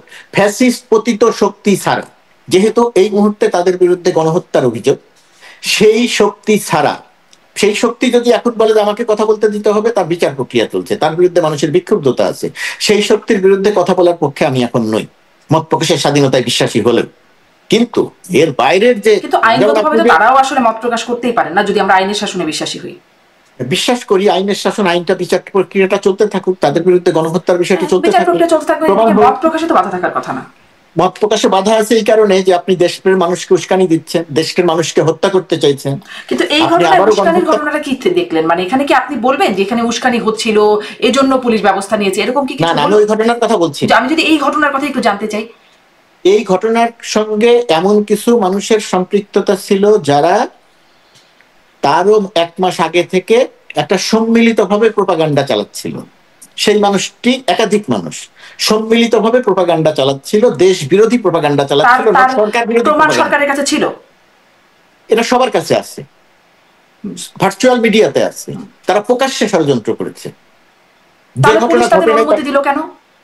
এটা একটা গুরুত্বপূর্ণ প্রশ্ন, কেন অনুমতি দিয়েছে? ওই মঞ্চটির সঙ্গে এদের সম্পৃক্ত ছিল বা এরকম মানুষের সম্পৃক্ততা ছিল, পুলিশ সেটা জানতো কিনা, এটা পুলিশের তদন্ত করে দেখা উচিত। এবং তার চেয়ে বড় কথা যে সেখানে যা বলে নাই সেই ঘটনা দিয়ে যদি মামলা হয়ে থাকে তাহলে অবশ্যই সেটা ঠিক না। সরকারকে স্বচ্ছ থাকতে হবে, পুলিশকে স্বচ্ছ থাকতে হবে। পুরনো আমলের মতো যা ঘটে নাই সেই ঘটনা বানিয়ে মামলা করা যাবে না। এই জায়গাটিতে সরকারের দেখার আছে, স্বরাষ্ট্র মন্ত্রণালয়ের দেখার আছে, অবশ্যই দেখার আছে। আপনি যেটা বলতে চাইছেন সেই ঘটনার সঙ্গে, কথার সঙ্গে আমি একমত। আর এই মবকারীদের বিরুদ্ধে কোনো ব্যবস্থা নেওয়া হলো না, যারা আসলে এসে হেনস্থা করলেন? ব্যবস্থা নেওয়া উচিত ছিল, ব্যবস্থা নেওয়া উচিত ছিল। যারা হেনস্থা করেছে, রাষ্ট্র ব্যবস্থা নেবে, রাষ্ট্র ব্যবস্থা নেবে, সরকার ব্যবস্থা নেবে, স্বরাষ্ট্র মন্ত্রণালয় ব্যবস্থা নেবে, প্রশাসন। আমি আর আপনি ব্যবস্থা নেব না। আমি আর আপনি কথা বলতে পারেন, আপনি কথা বলতে পারেন যে ওইখানে এরকম একটা অনিয়ম ঘটেছে, ওইটার ব্যবস্থা যে নিতে হবে সেই ব্যবস্থাটা নিতে হবে পুলিশকে, ব্যবস্থাটা নিতে হবে সেনাবাহিনী। এখন মাঠে আছে সেনাবাহিনীকে, যেহেতু তাদের ম্যাজিস্ট্রেসি ক্ষমতা আছে। ওই ব্যবস্থাটা আমি নিব না। ওই যে, তো সেটা কেন নিল না? মানে সরকার এখানে তাহলে চুপ কেন? মানে সরকারের নেওয়া উচিত ছিল, সরকারের নেওয়া উচিত ছিল। হয় সরকার পারে নাই, অথবা সরকার নেয় নাই, অথবা সরকার সামনে নিবে। কি করবে আমি পুরোটা বলতে পারবো না, কিন্তু অবশ্যই ব্যবস্থাটা সরকারকে নিতে হবে, অন্য কেউ না। মানে এখানে আপনি সরকারের একটা দায় দেখছেন। আসি আবার তাহলে মাহফুজ আলমের সেই প্রসঙ্গে। মাহফুজ আলমরা, আমি বলছিলাম যে এই প্রসঙ্গে ফিরবো, মাহফুজ আলমরা আসলে এইরকম ঘটনা ঘটছে, এখনো তারা সরকারে আছেন, একটা নিরাপত্তার চাদরে কিন্তু আছেন, সরকারের বাইরে যখন যাবেন তখন তাদের কি হবে? যে কোনো কিছু হতে পারে, তাদেরকে হত্যা করা হতে পারে। কারণটা কি? মাহফুজ আলমের ক্ষেত্রে এরকম হচ্ছে কেন? কারণ মাহফুজ আলমরা নেতৃত্ব দিয়ে 15 বছরের একটা ফ্যাসিস্ট সরকারের পতন ঘটিয়েছে, দেশ থেকে বিতাড়িত করেছে। তারা তো রাজা, তারা তো ছিলেন রাজা, বাংলাদেশের মানুষ ছিল তাদের প্রজা, বাংলাদেশটা ছিল তাদের সম্পদ। সম্পদ, আপনার যেরকম সামান্য কিছু সম্পদ আছে, আমার যেরকম সামান্য কিছু সম্পদ আছে, আর শেখ হাসিনার পরিবারের পুরো বাংলাদেশটা ছিল সম্পদ। তো সেই সম্পদ থেকে তাদেরকে যেহেতু বিতাড়িত করা হয়েছে, মাহফুজ আলমরা বিতাড়িত করেছে, সঙ্গে আরো অনেকে ছিলেন, সেই কারণে মাহফুজ আলমরা শত্রু, সেই কারণে মাহফুজ আলমদেরকে তারা হত্যা করতে চায়। সেই কারণে মাহফুজ আলমদের পক্ষের যারা আছে তারা এই ফ্যাসিজমের কথা বলে যারা রাস্তায় নামে তাদের বিরুদ্ধে ব্যবস্থা নেওয়ার দাবি তোলে, কোনো কোনো ক্ষেত্রে তারা নিজেরা ব্যবস্থা নেয়। এরকম এই ঘটনাটা তো বাংলাদেশে ঘটছে। মাহফুজ আলমদের নাহিদ ইসলাম যে কথাটা বলেছেন যে মৌন সম্মতি তৈরি হয়েছে, মাহফুজ আলমদের তো সুযোগ পেলেই এরা হত্যা করবে, সেটা দেশে হোক দেশের বাইরে হোক। শেখ হাসিনা তো বলেছেন কাউকে ছাড়বো না, ফাঁসি দেওয়ার কথা বলেছেন, এদের সবাইকে ফাঁসি দিবেন। জি, তার মানে আসলে সরকার পতনের পর তারা এরকম বিপদে পড়তে পারেন, ডেফিনেটলি বিপদে পড়তে পারে, তারা এখনো বিপদে আছে। জি জি, আমি একটু আরো কিছু প্রসঙ্গে যাই। এবং আমি বলি যে যেহেতু সরকার পরিবর্তনের পরে এরা বিপদে পড়তে পারে, এখন বাংলাদেশ যে প্রক্রিয়ায় চলছে, যে প্রক্রিয়ায় নির্বাচন হবে এবং যে সরকার ক্ষমতায় আসবেন নির্বাচনের মধ্য দিয়ে, সে যে সরকারই হোক, সেই সরকারের অন্যতম প্রধান দায়িত্ব হওয়া উচিত 5 আগস্টের, জুলাই আগস্ট গণঅভ্যুত্থানের যে শক্তি, যারা প্রকাশ্যে সামনে থেকে নেতৃত্ব দিয়ে ফ্যাসিস্ট রেজিমের পতন ঘটিয়েছে, তাদের নিরাপত্তা নিশ্চিত করা। এটা একটা দায়িত্ব। সরকারই শুধু নিরাপত্তা নিশ্চিত করবে না, কিন্তু সরকারের পক্ষ থেকে যেটা করা দরকার সেটা যেন সরকার দেশে এবং দেশের বাইরে সব জায়গাতেই এটা করে, এটা তাদের অন্যতম দায়িত্ব হওয়া উচিত এবং প্রকাশ্যে তাদের এটা বলা উচিত। জি জি, নিরাপত্তা নিশ্চিত করা। কিন্তু সরকার বা মানে যাদের দায়িত্ব থাকা উচিত তারা তারেক রহমানের নিরাপত্তাও নিশ্চিত করতে পারছেন না, কারণ তিনি কেন ফিরছেন না জিজ্ঞাসা করলে বিএনপির পক্ষ থেকে অনেকেই বিভিন্ন সময় আমার প্ল্যাটফর্মে বলেছেন যে তিনি আসলে নিরাপদ নন, তাকে হত্যা করার চেষ্টা করা হতে পারে। এইটা কেন পারে না সরকার? প্রথমত কথা, বিএনপির পক্ষ থেকে কারা বলেছেন আমি তাদেরকে জানি না। প্রথমত কথা, মানে আপনি কি শুনেননি যে আসলে এটা কি আপনি শুনেছেন যে বিএনপি বলছে যে, বা বিএনপি নেতাকর্মীরা কেউ বলছে যে দেশে নিরাপত্তা সংকট, তারেক রহমান কেন ফিরছেন না? যারা বিএনপির পক্ষ থেকে যারা বলছেন তাদের বক্তব্য আমার কাছে গ্রহণযোগ্য না। আমি মনে করি না যে তারা সঠিক বলছেন, আমি মনে করি না যে তারা জেনে বলছেন। দেশের নিরাপত্তা ব্যবস্থায় কোনো ঘাটতি নাই, তারেক রহমানের দেশের নিরাপত্তা ব্যবস্থায় কোনো ঘাটতি নাই। তারেক রহমান একটি বড় রাজনৈতিক দলের বা আওয়ামী লীগের অবর্তমানে বাংলাদেশের সবচেয়ে বড় রাজনৈতিক দলের প্রধান। তো সেই প্রধান ব্যক্তি দেশে ফিরবেন, কখন ফিরবেন, কিভাবে ফিরবেন, সেটা একান্তভাবেই তার এবং তার দলের বিষয়। সরকারের যতটুকু করার, যা কিছু করার, প্রথমত কথা সরকার সেটা করার জন্য প্রস্তুত আছে, দ্বিতীয়ত কথা সরকারের সেটা করার সক্ষমতা আছে। নিরাপত্তার কারণে তিনি ফিরছেন না, এই কথাটা আমার কাছে গ্রহণযোগ্য নয়। ব্যাখ্যা আছে, যদিও এটা আমি এখন প্রসঙ্গে আনতে চাই না, ছোট্ট করে কেন তিনি ফিরছেন না, কোনো ব্যাখ্যা আছে? সেটা তার রাজনৈতিক কৌশলের অংশ হতে পারে, সেটা তারেক রহমান বলতে, এই প্রশ্নের উত্তর একমাত্র বলতে পারবেন তারেক রহমান। এই প্রশ্নের উত্তর মির্জা ফখরুল ইসলাম আলমগীরও বলতে পারবেন না। একদমই তাই, হয়তো কারণ আপনার যদি সুযোগ হয়, কোনো সাংবাদিকের যদি সুযোগ হয় সরাসরি তারেক রহমানের কাছে প্রশ্নটা করার, যে আপনি এখনো দেশের মানুষের প্রত্যাশা যে তিনি ফিরবেন, এখনো ফিরছেন না। দেশের মানুষ প্রতিদিনই মনে করছেন যে তিনি হয়তো আগামী মাসে ফিরবেন, তিনি হয়তো অমুক সময় ফিরবেন, ফিরছেন না। এই যে মানুষের প্রত্যাশা, এই প্রত্যাশার জায়গাটার কারণে তারেক রহমানের নিশ্চয়ই ব্যাখ্যা আছে এবং তিনি যখন ফিরবেন তখন হয়তো ব্যাখ্যা দিবেন, এখনো ব্যাখ্যা দিতে পারেন, অথবা তিনি কোনো ব্যাখ্যাই দিবেন না, একদিন ফিরে আসবেন। কোনো ব্যাখ্যাই দেন না এবং আমরা জানতে পারি যে তার নিরাপত্তার সংকট আছে, তার দলের নেতারা আসলে তাকে নিরাপত্তার সেই সংকটে ফেলতে চান না বলে এটি আসলে দলীয় দলের নেতাকর্মীরা কতটাকে জানেন সেটা নিয়ে আমার যথেষ্ট প্রশ্ন আছে। আমি আমাদের অনুষ্ঠানে বলেন যে এটি তাদের দলীয় অবস্থানও বটে যে তিনি নিরাপদে থাকুক, তিনি এখন সবেধন নির্মণি, এরকম শব্দ ব্যবহার করা হয়। আমি এবারে একটু মানে আসি যে আমাদের সম্প্রতি আমাদের দেশে মার্কিন সেনা মহড়া হয়ে গেল একটা, সেটা নিয়ে অনেক কথা উঠেছে, সেই প্রসঙ্গে আসবো, ছোট ছোট করে আসবো কারণ আমরা অনেক সময় ধরে কথা বলছি, আপনারা নিশ্চয়ই বিভিন্ন কাজ আছে, একটু সংক্ষেপে কয়েকটা বিষয় জানবো, এটা নিয়ে কথা বলবো। তার আগে একটু এটা নিয়ে কথা বলতে চাই যে সম্প্রতি আমাদের গণমাধ্যমে দেখলাম যে মার্কিন গোয়েন্দা সংস্থা সিআইএ এর এজেন্ট দাবি করা এনায়েত করিম চৌধুরী ওরফে মাসুদ করিমকে গ্রেপ্তার করা হয়েছে, গ্রেপ্তার করেছে পুলিশ। এবং সেখানে পুলিশের বরাতে বলা হচ্ছে, মানে প্রথম আলোর খবর পড়ছি, একজন পুলিশ কর্মকর্তা প্রথম আলোকে বলেছেন, প্রাথমিক জিজ্ঞাসাবাদে এনায়েত করিম বলেছেন বর্তমান সরকার পরিবর্তন করে নতুন জাতীয় সরকার গঠনের কাজ করতে তিনি বাংলাদেশে এসেছেন। তার দাবি তিনি বিশেষ একটি দেশের গোয়েন্দা সংস্থার এজেন্ট। বাংলাদেশের অন্তর্বর্তীকালীন সরকার খুব নাজুক অবস্থায় আছে, সেনাবাহিনীর সঙ্গে ওই সরকারের দূরত্ব তৈরি হয়েছে, এই সুযোগে বর্তমান সরকারকে পরিবর্তন করতে বাংলাদেশে এসেছেন তিনি। সরকারি উচ্চ ও নীতি নির্ধারক পর্যায়ের একাধিক কর্মকর্তাদের সঙ্গে বৈঠক করেছেন বলে জানিয়েছেন তিনি। এছাড়াও বিভিন্ন রাজনৈতিক দলের প্রভাবশালী নেতা ও ব্যবসায়ীদের সঙ্গে গোপন বৈঠক হয়েছে। এই সিআইএ এর এজেন্টের বাংলাদেশে আসা কোনো খবর আপনারা জানেন? মার্কিন দূতাবাস প্রথমত কথা সিআইএ এর এজেন্ট বলতে কিছু নাই, প্রথমত কথা। দ্বিতীয়ত কথা, আপনি যার কথা বলছেন তিনি সিআইএ এর এজেন্ট তো দূরের কথা, ওইটার কাছাকাছিও তার কোনো অবস্থান নাই। এইটা একটা টাউট বাটপারি কেন্দ্রিক ঘটনা। এই ঘটনাটিকে এত বড় করে দেখার কোনো কারণ নাই। আমাদের দেশের আইন শৃঙ্খলা রক্ষাকারী বাহিনী এবং বাহিনীর ভেতরের কিছু সদস্য আছেন, তাদের নির্বুদ্ধিতার কারণে তারা অনেক সময় অনেক রকমের কাজ করে থাকেন। আমার ঘটনা এরকম একটা ঘটনাই ঘটেছে। এনায়েত করিমের ঘটনাটাকে এত বড় করে দেখার বা দেখানোর কোনো কারণ তিনি কিন্তু একবার গ্রেপ্তার হয়েছিলেন এইরকমই একটা বিষয়, সরকার বিরোধী। ওনার পুরো বিষয়টিকে সামান্যতম কোনো গুরুত্ব দেওয়ার কোনো ব্যাপার নেই। সিআইএ এই প্রক্রিয়াতে কাজ করে না। সিআইএ এরকম মানুষকে এজেন্ট বানায় না। সিআইএ যাকে এজেন্ট বানাবে সেটাকে আপনি আমি কেউ চিনবো না। ওই দেশে গিয়ে মিটিং করে সরকার পতন ঘটাবে, এগুলো খুবই হাস্যকর ব্যাপার। এত হাস্য আমাদের রাজনীতির এত হাস্যকর ব্যাপার আছে, এগুলো দেখলে আমার মাঝে মাঝে নিজের খুব হাসি পায় এবং দুঃখ লাগে যে আমরা কত ছোট কত গৌণ বিষয়কে কত গুরুত্ব দিয়ে উপস্থাপন। তাহলে এটা গুরুত্বপূর্ণ ভাবার কোনো কারণ নেই, মোটেই গুরুত্বপূর্ণ না। এটা একেবারেই তুচ্ছ ঘটনা। আরো যে বিষয়গুলো এবার তাহলে সেদিকে একটু আগায় যাই। যে এই যে বলছিলাম যে মার্কিন সেনা মহড়া অপারেশন প্যাসিফিক এঞ্জেল যৌথ মহড়া পরিচালিত হলো, সেখানে সুপার হারকিউলিস বিমানে করে বাংলাদেশে গেলেন, চট্টগ্রামে নামলেন মার্কিন সেনারা। সেটি নিয়ে অনেক আসলে গুজব গুঞ্জন হয়েছে, আলোচনা সমালোচনা প্রশ্ন উঠেছে, যেগুলোর উত্তর সবখানে নাই, গণমাধ্যমও স্পষ্ট করতে পারেনি অনেক কিছু। আপনার কাছ থেকে আসলে জানতে চাইবো এখানে কি কোনো অস্বাভাবিক কিছু আদৌ ছিল কিনা? যেমন ধরেন তারা ইমিগ্রেশন ছাড়াই দেশে ঢুকেছেন, বাংলাদেশে ঢুকেছেন, তারা চেক ইন ছাড়াই হোটেল রেডিসনে ছিলেন, এরকম কথা আসছে। এবং বাসদ সিপিবি তারা এই ঘটনায় সার্বভৌমত্বের লঙ্ঘন বলে প্রতিবাদ বিক্ষোভ করেছেন, কিন্তু এরকম কিছু, মানে এটাকে আপনি কিভাবে ব্যাখ্যা করেন? বাসদ সিপিবি এর একটা দেউলিয়া সংগঠনে পরিণত হয়েছে, এদের আর কোনো গ্রহণযোগ্যতা নেই। সুতরাং তারা এই ধরনের কথা কেন বলেন আমি এটা বুঝতে পারি না। সুতরাং তাদের নিয়ে আমি আলোচনাই করতে চাই না। আমি যদিও এই দলটিকে চাই যে তারা সাকসেস হন, কিন্তু সাকসেস হওয়ার কোনো কারণ নেই, কারণ এরা জনমানুষ বিচ্ছিন্ন, প্রথমত। দ্বিতীয়ত কথা, আপনি যে সমস্ত অভিযোগের কথা বললেন যে তারা মার্কিন যুক্তরাষ্ট্রের পরিবহন বিমানে, যুদ্ধ বিমানে করে বাংলাদেশে গেছেন, হোটেল রেডিসনে উঠেছেন, সেটা নিয়ম কানুন মেনে রেজিস্ট্রি করে ওঠেন নাই, ইমিগ্রেশন ছাড়া গেছেন, এই ঘটনাগুলো আমরা আসলে জেনেছি কিভাবে? যেটা বাংলাদেশের জন্য এই জিনিসটা খুব গুরুত্বপূর্ণ, আমার আপনার খুব গুরুত্বপূর্ণ। তার এই ঘটনাগুলো আমরা জেনেছি কিভাবে? আমরা জেনেছি এটা সোশ্যাল মিডিয়া থেকে। আর বাংলাদেশের সোশ্যাল মিডিয়া বলতে মূলত ফেসবুক। তো ফেসবুক থেকে আমরা জেনেছি, ফেসবুক থেকে কিছু কিছু মানুষ পোস্ট করেছেন, কিছু কিছু মানুষ এই কনফিউশনটা তৈরি করেছেন।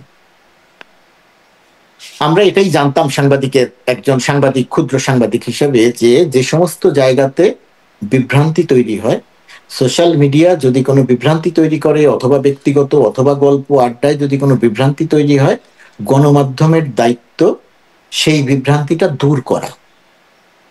বিস্ময়কর ব্যাপার যে বর্তমানে বাংলাদেশের গণমাধ্যম, বিশেষ করে আমি একসময় নিয়মিত টকশোতে অংশ নিতাম, আপনি এই প্রোগ্রামের বাইরেও বাংলাদেশের প্রথম সারির টেলিভিশনগুলোতে নিয়মিত টকশো উপস্থাপন করেছেন, আপনার সঙ্গেও বহু অনুষ্ঠান আমরা একসঙ্গে করেছি। এই সমস্ত প্রোগ্রামের ধরনটা ছিল এরকম যে সমস্ত বিভ্রান্তি তৈরি হবে, সেই সমস্ত বিভ্রান্তিটা এই সমস্ত গণমাধ্যমের থেকে, এই সমস্ত টকশো থেকে সেই বিভ্রান্তিগুলো দূর করা হবে। অর্থাৎ সত্যটা আমরা বলবো যে না, ঘটনাটা এরকম না ওইরকম। কিন্তু বিস্ময়কর ভাবে হলে সত্যি, আপনি একটু মিলিয়ে দেখেন, আমার অভিযোগটা এমন না যে আমি এখন টকশো করছি না দেখে আমি সেই জায়গাতে কথা বলছি। আপনি খেয়াল করে দেখেন যে কয়জন এই টকশোতে এসে এই বিষয়টি নিয়ে কথা বলেছেন, তারা সবাই সোশ্যাল মিডিয়া দ্বারা প্রভাবিত হয়েছেন। এবং সোশ্যাল মিডিয়া যে প্রশ্ন করেছে, তিনিও এসে সেই প্রশ্নই করেছেন। মার্কিন যুক্তরাষ্ট্র তিনি কি বলছেন আমি জানি না, তারা কথা বলতে গেলে আমি জানি না মার্কিন যুক্তরাষ্ট্র কি সেন্ট মার্টিনে ঘাঁটি করতে চাইছেন। আরে ভাই, আপনি টকশোতে কথা বলছেন, ন্যাশনাল মিডিয়াতে, আপনি বলছেন আমি জানি না, তো আপনি যেটা জানেন না সেটা নিয়ে কথা বলছেন কেন? আমি জানি না, তিনি বলছেন আমি জানি না তারা রেডিসন ব্লুতে রেজিস্ট্রেশন ছাড়া ঢুকেছেন কিনা। তা আপনি জানেন না কেন এটা জানতে পারেন? আপনি এখন যুক্তরাষ্ট্রে বসবাস করছেন, আপনিও একটা টেলিফোন করে জেনে নিতে পারেন। আর তারা ঢাকা শহরে থেকে তাহলে কোন মূলধারার গণমাধ্যমে, ধরেন টকশো বক্তাদের কথা বাদ দিলাম, মূলধারার গণমাধ্যমে কেন এটা দেখানো হলো না যে হ্যাঁ তারা চেকিং করেছেন, এই যে তার ডকুমেন্ট আছে? না, দেখানো হলো না মানে কি, দেখেন এই যে মার্কিন যুক্তরাষ্ট্রের সঙ্গে বাংলাদেশের একটা দ্বিপাক্ষিক এই ট্রেনিং মহড়া, এটা বহু বছর ধরে চলছে, এটা সব সরকারের সময়ই চলে। এই মুহূর্তে যুক্তরাষ্ট্রে বাংলাদেশের প্রায় শতাধিক, এই মুহূর্তে আমি আর আপনি যখন কথা বলছি, প্রায় শতাধিক সেনাবাহিনী, বিমান বাহিনী, নৌবাহিনীর শতাধিক কর্মকর্তা আছেন, নানা কর্মসূচিতে নানা ট্রেনিং এ তারা ট্রেনিং নিচ্ছেন। এটা কিন্তু আমরা জানি না কোথায় আছেন, কি ট্রেনিং নিচ্ছেন। একই রকম ভাবে বাংলাদেশেও তাদের যাতায়াত আছে, সব ঘটনা আমরা জানি না। সেনাবাহিনীর সঙ্গে, নৌবাহিনীর সঙ্গে, বিমান বাহিনীর সঙ্গে যেটা চলে, যেহেতু এটা একটি বড় মহড়া, সেই কারণে এটা নিয়েই বিভ্রান্তিটা তৈরি হয়েছে। আমার এইখানে বক্তব্য হচ্ছে, আমি যেটা কথাটা বলছিলাম শেষ করি, যে এই টকশো আলারা কয়েকজন বক্তা যিনি সে বিষয়টা জানেন না, সেই বিষয়গুলো নিয়ে বিভ্রান্তি তৈরি করেছেন, এবং তাদের কাছে এই ব্যাখ্যাটা থাকা দরকার ছিল যে সেন্ট মার্টিন দ্বীপটি ঘাঁটি করার উপযুক্ত না, এই ব্যাখ্যাটা থাকা দরকার ছিল। তাদের এটা জেনে নেওয়া দরকার ছিল যে রেডিসন ব্লুতে কেউ রেজিস্ট্রেশন ছাড়া ঢোকে নাই। তাদের এটা জেনে নেওয়া দরকার ছিল যে কেউ ইমিগ্রেশন ছাড়া আসে নাই। তাদের এটা জেনে নেওয়া দরকার ছিল যে ভিসা পাসপোর্ট ছাড়া মার্কিন যুক্তরাষ্ট্রের একজন নাগরিকও যায় নাই। এক নয়, এটা জানা তাদের দরকার ছিল। আর সরকারের জায়গা থেকে, বিশেষ করে আইএসপিআর এর জায়গা থেকে যেটা দরকার ছিল, তারা বিবৃতিটা দিয়েছেন, একটি বিজ্ঞপ্তি দিয়েছেন এই বিভ্রান্তিগুলো তৈরি করার পরে। তো যেহেতু এটা প্রায় 92 জন সদস্য গেছেন, 3-4টি উড়োজাহাজ, যুদ্ধ বিমান গেছে, পরিবহন বিমান গেছে, তাদের এটা উপলব্ধিতে আসলে ভালো হতো যে এই ব্যাখ্যাটা আমরা আরো আগেই দিয়ে দিতে পারি। মানে অনেক বিভ্রান্তি তৈরি হওয়ার পরে যে তারা বিভ্রান্তি তৈরি করা হচ্ছে, মানে বিভ্রান্তি তৈরি করার তো কিছু কিছু গ্রাউন্ড আছে। মানে যদি মানুষ দিয়ে কিছু চার মেলাতে চায়, গুজব গুঞ্জন হতে পারে, কিন্তু কিছু তো সুযোগ আছে। যেমন ধরুন সাবেক প্রধানমন্ত্রী তিনি বলতেন যে তিনি যদি মার্কিনীদের এই সুযোগটি দিতেন দেশে ঘাঁটি তৈরি করতে, তিনি যদি মানে এই কাজগুলো করতে দিতেন, এখানে একটা বেস করতে দিতেন, তাহলে তিনি ক্ষমতায় থাকতে পারতেন। ওদিকে একটা খ্রিস্টান রাষ্ট্র হবার প্রক্রিয়া চলছে, এরকম নানান বক্তব্য কিন্তু সেন্ট মার্টিন যদি দিয়ে দিতেন তাহলে তিনি ক্ষমতায় থাকতে পারতেন, এই কথাগুলো বলতেন। এবং এই সরকার আসার পরে দেখা যাচ্ছে মানুষজন সেন্ট মার্টিনে যেতে পারছে না, পরিবেশগত কারণের কথা বলে সেখানে আসলে এখন ভ্রমণ নিষেধাজ্ঞা আছে। এটি আমরা দেখছি একটা করিডোরের কথা হঠাৎ করে উঠলো, সেটিও একরকম গোপনে, কারণ নিজেদের মধ্যে অনেক আলোচনার মধ্যে সাংঘর্ষিক আলোচনা আসলো। প্রথমে পররাষ্ট্র উপদেষ্টা বললেন নীতিগত সিদ্ধান্ত হয়ে গেছে যে দেওয়া হবে, কিছু শর্ত নিয়ে আলোচনা চলছে, সেই শর্তগুলো এখন তিনি প্রকাশ করতে চান না, তখনকার কথা বলছি, সেটি আমরা ভিডিওতে দেখেছিলাম। তারপরে আসলে নিরাপত্তা উপদেষ্টা এক কথা বললেন, প্রেস সচিব এক কথা বলেছেন, মানে অনেক সাংঘর্ষিক বক্তব্য তাদের মধ্যে আসছেন। তো তাহলে কিছু বিভ্রান্তিকর জায়গা তো তৈরি হওয়ার অবকাশ আছে নাকি?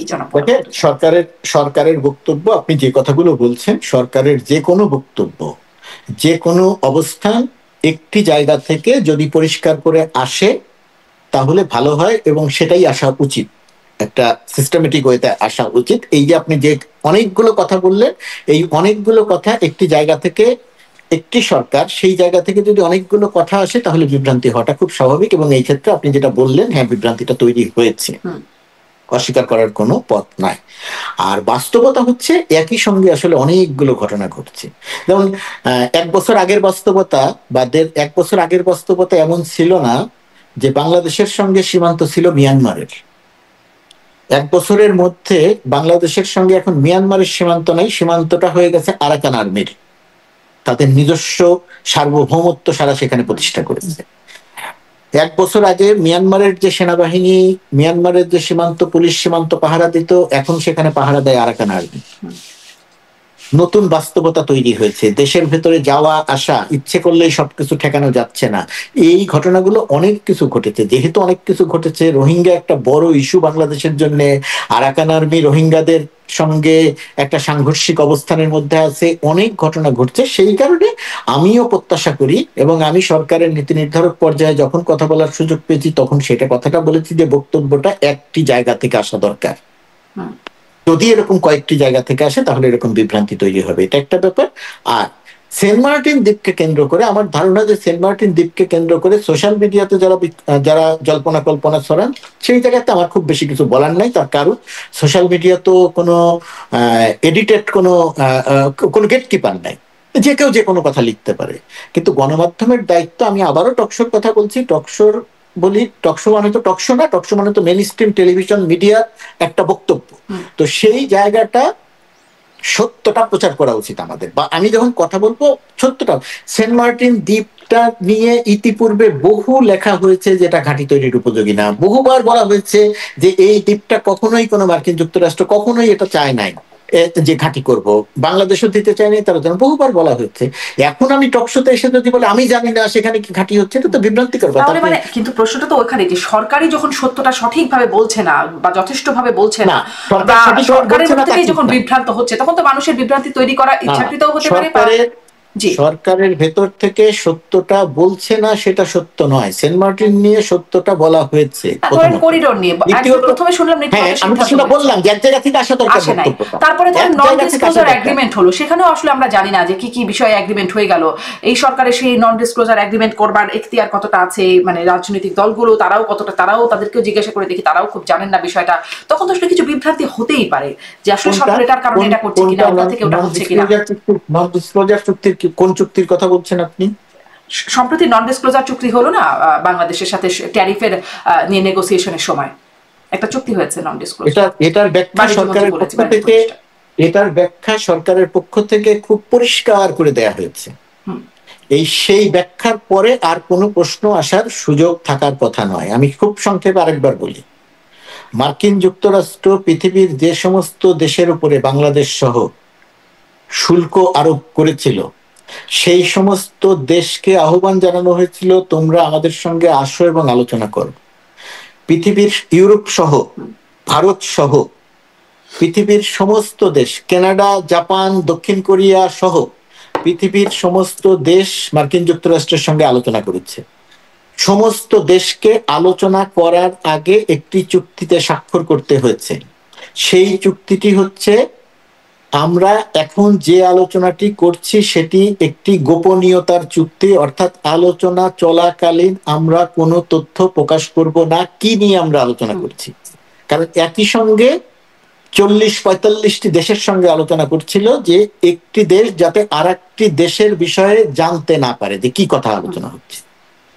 এই চুক্তি যখন এই চুক্তিতে সব দেশ স্বাক্ষর করেছে, বাংলাদেশও স্বাক্ষর করেছে। এখন প্রশ্ন হচ্ছে বাংলাদেশ স্বাক্ষর করলো কেন, এখতিয়ার আছে কিনা। সরকার যখন পরিচালনা করছে, যখন 37% শুল্ক, পরবর্তীতে 35% শুল্ক, সরকার যদি বলতো যে না আমার এখতিয়ার নাই, আমি কোনো চুক্তি স্বাক্ষর করব না, তার মানে হচ্ছে আমি আলোচনায় থাকতে পারতাম না, সরকার আলোচনায় থাকতে পারতো না। কিন্তু সেই চুক্তিতে কি কি আছে সেটা জানানোর সুযোগ নাই। শেষ করি আমি, সরকার যদি, আমি যদি এখন শেষ না করি আরেকবার বিভ্রান্তি তৈরি হবে। সরকার যদি চুক্তিতে স্বাক্ষর না করে বলতো যে আমার এখতিয়ার নাই, আমি চুক্তি স্বাক্ষর করব না, তাহলে বাংলাদেশের উপরে এই মুহূর্তে শুল্ক থাকতো 35%, বাংলাদেশের প্রতিদ্বন্দ্বী দেশগুলোর উপরে শুল্ক থাকতো 20%, 19%, 18%। বাংলাদেশের রপ্তানি খাত, পোশাক খাত ধসে যেত। একদম যৌক্তিকভাবেই আলোচনা হয়েছে, এটি স্পষ্ট না। এখন আমার সেইটা করা উচিত ছিল কিনা? উচিত ছিল না। সরকারের দায়িত্ব ছিল চুক্তি করা, সরকার চুক্তি করেছে, এখনো পর্যন্ত চুক্তি করেছে। বাংলাদেশের উপরে 20% শুল্ক আরোপ করা হয়েছে, কমিয়ে আনা হয়েছে। এটা বাংলাদেশ প্রতিযোগিতায় অনেক ভালো অবস্থানে আছে। বাংলাদেশ এখনো আলোচনায় আছে আরো কমানো যায় কিনা। আর বাংলাদেশের সঙ্গে এখনো পর্যন্ত যে চুক্তিটির কথা আপনি বলছেন, সেই চুক্তিটি এখনো স্বাক্ষরিত হয় নাই। সেই চুক্তির খুঁটিনাটি বিষয় নিয়ে এখনো কাজ চলছে। বাংলাদেশ সরকারের এখানে খুব পরিষ্কার অবস্থান, চুক্তির খুঁটিনাটি যখন সম্পন্ন হয়ে যাবে তখন বাংলাদেশ সরকার যুক্তরাষ্ট্র সরকারের সঙ্গে আলোচনা করবে। এখানে বাংলাদেশের স্বার্থ বিরোধী কোনো এজেন্ডা নাই, কোনো বিষয় নাই। সেহেতু আমরা এই চুক্তিটা প্রকাশ করতে চাই। সম্মিলিতভাবে এই সিদ্ধান্তটা বাংলাদেশ সরকার নিতে চাইলে দুই পক্ষের সম্মতি লাগবে, এবং আমার ধারণা দুই পক্ষের সম্মতি পাওয়া যাবে এবং সেই চুক্তিটি প্রকাশ করা হবে। এখানে গোপনের কোনো বিষয় নাই। ধারণা কিন্তু আমরা তো স্পষ্ট হতে পারছি না, কারণ শেখ হাসিনার সময়কার অনেক চুক্তি প্রকাশ করা হবে, মানে সেটি দেশ বিরোধী চুক্তি হয়েছে বলে আমরা শুনি, কিন্তু এই সরকার বলেছিল প্রকাশ করবে ক্ষমতায় এসে। না, এই সরকারের হাতে না সবকিছু, এই দুটি পক্ষের হাতে। এখানে বাংলাদেশের স্বার্থগত কারণে সরকার আমেরিকার চাপে যুক্তরাষ্ট্রের চাপে আলোচনার টেবিলে যায় নাই, বাংলাদেশের স্বার্থের কারণে সরকার আলোচনার টেবিলে গেছে। বাংলাদেশের স্বার্থ যাতে বিঘ্নিত না হয় সেই কারণে সরকার কাজ করছে। সরকার আগে চুক্তি করবে, চুক্তি করার আগে তো চুক্তি প্রকাশ করা যায় না। চুক্তি করার পরে চুক্তি করার সময় সরকার বলবে যে আমরা এই চুক্তিটি প্রকাশ করতে চাই। দেখা যাক তখন কি হয়। তো চুক্তি প্রকাশ করতে হয়, তারা ম্যান্ডেট পেতে হবে তো চুক্তি। না, চুক্তি হওয়ার আগে চুক্তি প্রকাশ করা যায় না। আলোচনা করতে হবে না দেশের রাজনীতিকদের সাথে। না, আপনি পৃথিবীর একটা নজির দেখান যে এই ধরনের চুক্তি করার আগে প্রকাশিত হয়েছে। আপনি পৃথিবীর কোথাও কোনো নজির দেখাতে পারবেন না। প্রকাশ করা হয় বলতে আলোচনা তো করতে হবে, কারণ তারা আসলে কার সঙ্গে আলোচনা করতে হবে, এত রাজনৈতিক দলদের সাথে এত কথা হচ্ছে সব বিষয়, তারা তো বলছে যে এই বিষয়গুলোতে তাদের সাথে আলোচনা কেন। এটা এই মুহূর্তে রাজনৈতিক দলের জানার বিষয় নয়। চুক্তি নিয়ে কথা বলতে পারতেন আপনি তখনই যখন 35% শুল্ক যদি সরকার আলোচনা করে কমাতে না পারত। ভারত যেটা পারে নাই সেটা যদি হতো, সরকারকে একই রকম ব্যাখ্যায় তো শেখ হাসিনাও বলেছেন যে কিছু বিষয় গোপনীয়তা থাকতে হয়, চুক্তি সব প্রকাশ করার মতো। এখানে কিন্তু গোপনীয়তার বিষয় নয় যে সরকার গোপন করে রাখছে, গোপন করে রেখে দেশ বিরোধী কাজ করছে। সেই শেখ হাসিনার বিষয় আর বর্তমান সরকারের এই ট্যারিফ ইস্যুর আলোচনার বিষয়, যতগুলো দেশের সঙ্গে আলোচনা চলছে, পৃথিবীর কোনো দেশ তার চুক্তিটি কি নিয়ে আলোচনা হচ্ছে সেটা প্রকাশ করে না। আপনি একটি দেশে দেখাতে পারবেন। নিশ্চিত হই কি করে, এই একটা প্রশ্ন রয়ে যায়। নিশ্চিত হই কি করে? আপনাকে সরকারকে বিশ্বাস করতে, আপনি শেখ হাসিনা সরকারকে বিশ্বাস করতে পারতেন না কারণ সে কি চুক্তি করছে। আর বর্তমান সরকারকে আপনি বিশ্বাস করতে পারতে হবে, এই কারণে হবে বলা ঠিক নয়, বিশ্বাস করা দরকার এই কারণে যে তারা এখন পর্যন্ত যে নেগোসিয়েশন করেছে সেই নেগোসিয়েশনে সক্ষমতার পরিচয় দিয়েছে এবং বাংলাদেশের স্বার্থগত জায়গাতে দৃশ্যমানভাবে অগ্রগতি আছে। জি, এই গণ অভ্যুত্থানের পক্ষে যারা কাজ করেছেন তারাই এইটি নিয়ে অনেক প্রশ্ন করছেন যে দৃশ্যমান যেটি অগ্রগতি হয়েছে তার বাইরে অদৃশ্য অনেক কিছু হয়েছে যেটি আসলে দীর্ঘমেয়াদী আমাদের জন্য ক্ষতিকর হবে। সেটি আমরা জানি না বলেই এই প্রশ্নটির উত্থাপন করা আপনার কাছেও। জানেন না, এটা তারাও জানেন না এবং সরকারের পক্ষ থেকে আমি জানি, দায়িত্ব নিয়ে বলছি, আমি পুরো আলোচনার প্রক্রিয়ার সঙ্গে ছিলাম। সেখানে কোনো বিষয় নাই যেটা বাংলাদেশের স্বার্থের বিরুদ্ধে যায়। খুঁটিনাটি বিষয় সম্পন্ন হোক, চুক্তি সম্পন্ন হওয়ার পরে যখন এই বিষয়গুলো জানা যাবে তখন সেখানে দেখা যাবে যে কোনো স্বার্থ সংশ্লিষ্ট বিষয় নাই। আর একটি কথা আমি বলতে চাই, নাগরিকের পক্ষ থেকে শঙ্কা প্রকাশ করা, বহু ইতিহাস আছে এই শঙ্কা প্রকাশ করার, বহু নজির আছে এই শঙ্কা প্রকাশ করার। সুতরাং তাদের এই শঙ্কা প্রকাশকে আমি কোনো ক্ষতিকর হিসেবে দেখি না, খারাপ হিসেবে দেখি না। আমার শেষ সময়ে একদম শেষ প্রশ্নটি করতে চাই যে একটা অস্বাভাবিক, মানে আপনি এগুলোর মধ্যে কিছুতেই খুব স্বাভাবিকভাবে ব্যাখ্যা করছেন, এই ঘটনাটাকে, এর মধ্যে একটা অস্বাভাবিক ঘটনা আমরা দেখলাম গত 31শে আগস্ট হোটেল ওয়েস্টিনে মার্কিন স্পেশাল ফোর্সের সিনিয়র কর্তা একজন পরিচয় যেটি পাওয়া যাচ্ছে এয়ারবর্নের কমান্ড ইন্সপেক্টর জেনারেল টেরেস আবভেল, সম্ভবত তার নামটি যদি ভুল উচ্চারণ না করি, তার মৃত্যু হলো এবং তার মরদেহ ময়নাতদন্ত ছাড়াই বাংলাদেশের পুলিশ মার্কিন দূতাবাসের কাছে হস্তান্তর করলো এবং তারপরে দুই পক্ষ থেকে কোনো রকম কোনো কথা বলা হলো না। এইখানে আসলে কেন কি করা হলো, তিনি আসলে কি করছিলেন, দেশে কেন এসেছিলেন, কাদের সাথে বৈঠক করছিলেন এবং কেন ময়নাতদন্ত ছাড়া হস্তান্তর করলো বাংলাদেশ? এই পুরো ব্যাপারটা আমি অত্যন্ত দুঃখিত। আমি যে বিষয় জানি না সে বিষয় নিয়ে মন্তব্য করতে চাই না। আমি সত্যি বলছি, দায়িত্ব এড়ানোর জন্য বলছি না, মন্তব্য থেকে দূরে থাকার জন্য বলছি না। আমি এই বিষয়টি জানার জন্য যে তথ্য থাকা দরকার আমার কাছে বা যতখানি খোঁজ খবর রাখা দরকার, আমি সাম্প্রতিক সময়ে এই জাতিসংঘ অধিবেশন বা অন্যান্য কারণে ওয়াশিংটন, নিউ ইয়র্ক, অন্যান্য ব্যস্ততার কারণে আমি এই বিষয়টি সেইভাবে অবগত নই। যদি আপনি একান্তই জানতে চান তাহলে আমি পরবর্তী কোনো অনুষ্ঠানে বা কোনো সময়ে আমি খোঁজ খবর নিয়ে জেনে তারপরে মন্তব্য করবো। এখন আমার এটা নিয়ে মন্তব্য করাটা ঠিক হবে না, কারণ আমি জানি না। আসলে জানতে চাই কারণ দেশের গণমাধ্যম বা কোথাও এটি নিয়ে কোনো রকম কথাবার্তা হয় না। আমিও জানি না, আমিও পুরো ব্যাপারটি জানি না। আমি জানি না অন্য কারণে, যে আমি এদিকে নজর দিতে পারি নাই সেই কারণে। নিশ্চয়ই আপনার জানবার সুযোগ হলে আমি আপনার কাছে জানতেই চাইবো বিষয়টি আসলে কি হয়েছে। অনেক ধন্যবাদ জনাব গোলাম মুর্তজা, আপনি অনেকটা সময় আমাকে দিয়েছেন। ধন্যবাদ যুক্ত হওয়ার জন্য। জি, আপনাকেও অনেক ধন্যবাদ, আপনার দর্শকদেরকে ধন্যবাদ। দর্শক ধন্যবাদ সবাইকে।